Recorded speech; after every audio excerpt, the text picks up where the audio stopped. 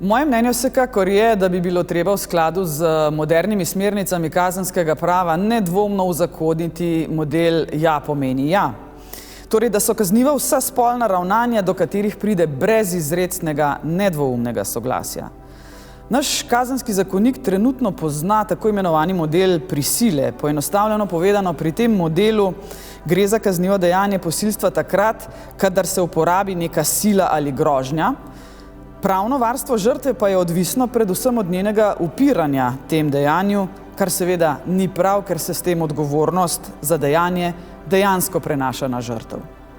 Ta model temelji na predpostavki nekega neznanega storilca, ki žrtev napade iz zasede, zato se pričakuje upiranje žrtve in lahko rečem, da je ta model zelo zastarel.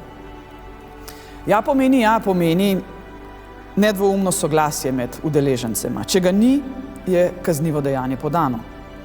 Model ne pomeni ne je dejansko podoben modelu prisile, ker predpostavlja, da smo ljudje vedno na splošno sposobni izraziti svojo voljo in nesoglasje, kar pa seveda ne drži. Tu lahko omenim razna psihogena stanja, lahko se zgodi celo, da žrtev sama presodi, da je bolje, da se ne upira, da je to preveč tvegano, kar pa seveda ne pomeni, da je v spolni odnos privolila ali privolil.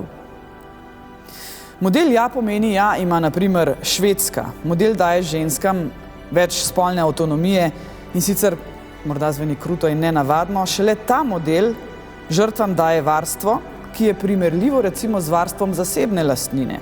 Torej, da lastnik aktivno privoli v prenos lastninske pravice, sicer je odtujitev nezakonita. Če povzamem, če se gremo moderno državo, v kateri se ljudem zagotavlja spolna avtonomija, bi bil model ja pomeni ja edino primeren.